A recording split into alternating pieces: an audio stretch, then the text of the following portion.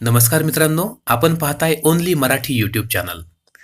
मित्रांनो, कधी-कधी चुकून आपल्याकडून केस पोटामध्ये जातो आणि असा हा पोटात गेलेला केस हा सहजासहजी बाहेर पडत नाही.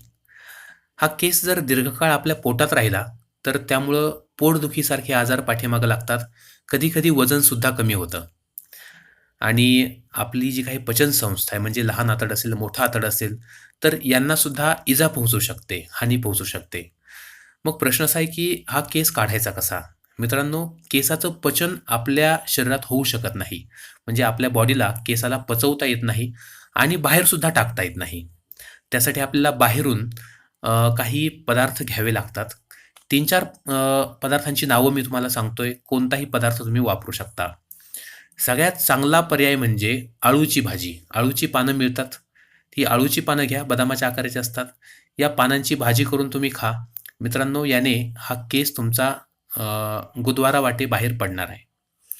दुसरी गोष्ट म्हणजे तुम्ही आवळे खाऊ शकता. आवळे 12ही महिने उपलब्ध असतात. आवळे खा. आवळ्याने सुद्धा केस बाहेर पडतो.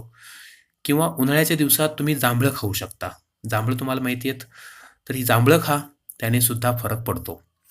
आणि अजून एक चांगला उपाय आहे तो म्हणजे अंजीर.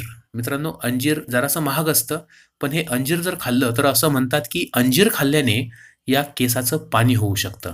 म्हणजे अंजीरमध्ये इतकी ताकद आहे, की तो या केसाचं पाणीसुद्धा बनवू शकतो.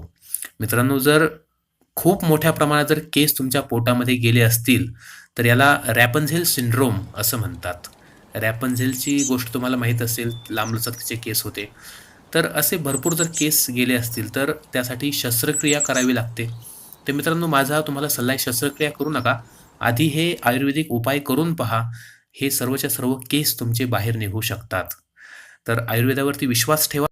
मित्रांनो, जर व्हिडिओ आवडला असेल तर लाईक करा. तुमच्या मित्रपरिवाराला, कुटुंबियांना हा व्हिडिओ जास्तीत जास्त शेअर करा आणि आपल्या ओन्ली मराठी या यूट्यूब चॅनलला नक्की सबस्क्राईब करा.